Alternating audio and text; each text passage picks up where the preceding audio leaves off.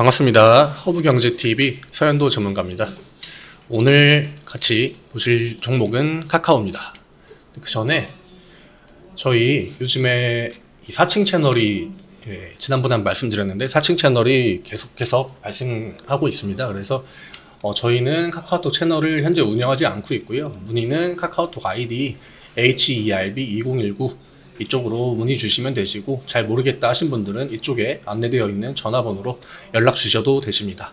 네, 이쪽에 아이콘으로 카카오톡 친구 추가하는 방법 자세히 나와 있으니까 이거 보시고 따라 하신 다음에 메시지 보내주시면은 친절하게 답변 드리도록 하겠습니다. 네, 그러면은 카카오 같이 보도록 하겠습니다.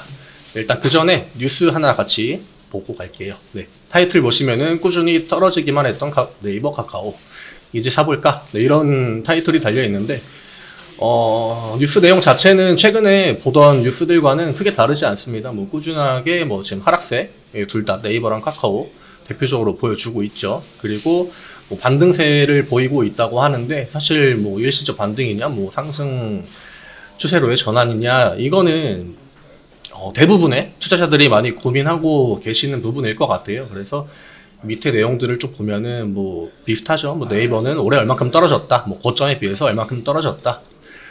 대신에 증권가는 반등세, 상승세 이런 얘기도 나오고요. 실적에 대한 부분들이 나오는데, 사실 지금 시장 자체가 명확하게 이 실적이나 매출 규모 이런 걸로만 판단을 하고 그 다음에 그 가치가 반영되는 시장은 사실 아니라고 보고 있거든요. 그래서 지금은 이런 실적뿐만이 아니라 조금 더 메리트가 있는 업종이나 같은 업종 내에서도 조금 더 메리트가 있는 종목으로 기관이나 외국인들의 매수가 이어지고 있다. 저는 이렇게 보고 있습니다. 그래서 카카오에 대한 내용을 좀 보시면은 주가 많이 빠졌죠. 27% 빠졌다고 하고 성장률이나 영업이익 성장률 이렇게 나와 있는데, 사실 이 부분이 제대로 반영됐다고 하면은 주가가 이렇게 많이 빠지지도 않았겠죠. 그리고 이 네이버 같은 경우에는 현재 이 자회사들이 이 시장에 상장되어 있지가 않기 때문에 그 부분에 대해서 이제 카카오와 조금 다른 평가가 나오는 것으로 보여집니다.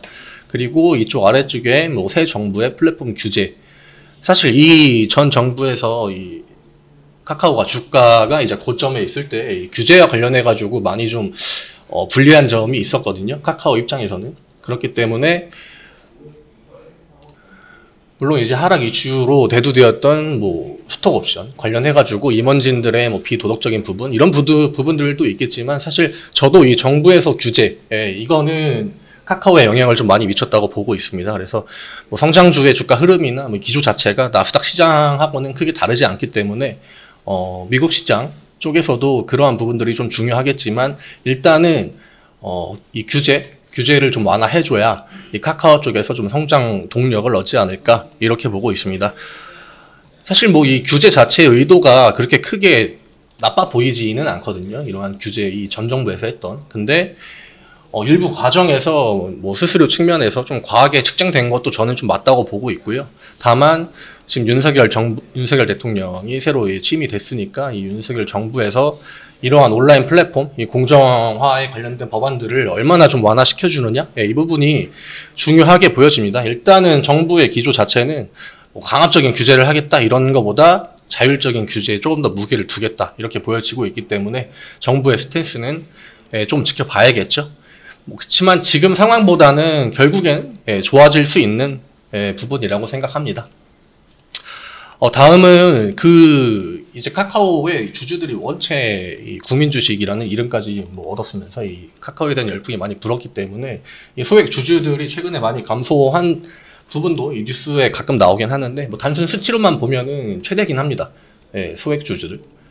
대부분 소액 주주들이 아마 조금씩 많이 샀던 주식 중에 가장 좀 핫했던 주식이 카카오가 아닐까 생각하는데, 물론 최근 카카오 입장에서 사업 확장을 좀 많이 시도하고 있죠. 그래서 블록체인이나 메타버스나 이런 쪽으로 확장을 좀 꾀하고 있는데, 비트코인까지는 저는 사실 잘 모르겠습니다. 근데 블록체인 기술은 저는 계속 좀 발전시켜 나갈 필요가 있다고 보고요. 그리고 메타버스에 관해서 잠깐 이야기를 드리면은, 예, 일단 뭐 기본적으로 그냥 큰 틀에서 보면은 가상 공간이죠. 예, 가상 공간인데 저는 여기에 아직까지 그렇게 큰 확장성이 있다고는 보지 않아요. 그래서 이게 뭐 요즘 뉴스 같은 데서는 많이 나오지만 사람들한테 정작 메타버스가 정확하게 뭐냐 하면은 제대로 설명하지 못하는 분들이 많으실 것 같거든요. 그리고 사실 이 가상 공간이라는 것 자체가 저는 좀 진입 장벽 자체가 좀 높다고 봅니다. 이 가상 공간 안으로 들어가기 위한. 그래서 뭐 10대나 20대들에게는 사실 이 장벽 자체가 그렇게 높지는 않을 것 같은데, 사실 30대 위로, 뭐 40대, 50대, 60대, 그 연령대에게는 좀 진입하기가 어려운 부분이 아닌가. 그렇기 때문에 이 메타버스라는 것은, 대중한테 좀 더 친숙하게, 좀 생활권 안으로 깊이 스며들기 위해서는 저는 시간이 많이 좀 필요하다고 생각합니다. 그래서 뭐 이런 부분에 대한 지금 투자가 가시적인 실적을 가져올까? 예, 그거에 대해서는 아직까지는 좀 의문점이 있고요.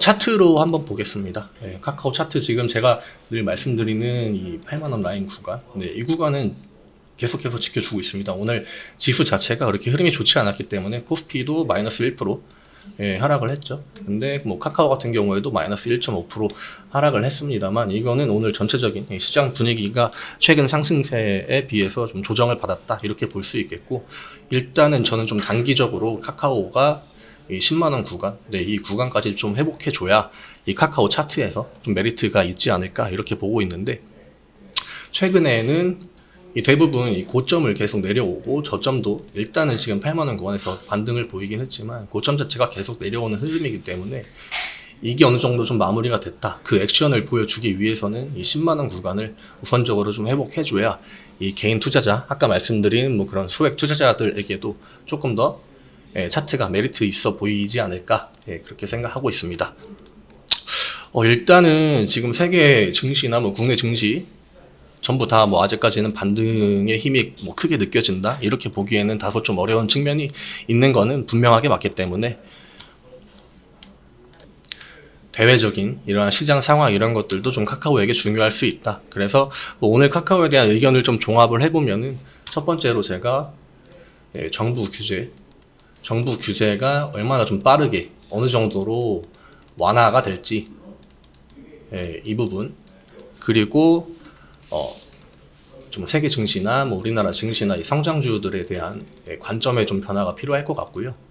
그리고 지금 카카오 자체가 지주사로의 모습을 점점 갖춰가고 있죠. 그렇게 보고 있기 때문에 이 자회사들의 실적, 이 부분을 지금 이 증권가에서 좀 유익 있게 보고 있는 것 같더라고요. 그래서 이 자회사들의 실적이 얼마나 좀 빠르게 올라오느냐, 실적을 얼마나 빠르게 끌어올리느냐, 이 부분이 중요할 것 같고, 대부분이 작년, 20년, 21년에 상장한 자회사들이 많죠. 그렇기 때문에 이 자회사들의 실적에 관한 좀 데이터들이 명확하게 카카오에게 도움이 된다 할 때 이 카카오라는 기업에 대한 평가가 조금은 달라지지 않을까 이렇게 생각합니다. 단기적으로는 아직까지 그렇게 크게 메리트가 있어 보이지는 않습니다. 네, 이 정도로 말씀드리면서 오늘 영상 마무리하겠고요. 감사합니다. 오늘 영상 좀 도움 되셨으면 좋아요, 구독 부탁드리면서 내일 다시 인사드리도록 하겠습니다.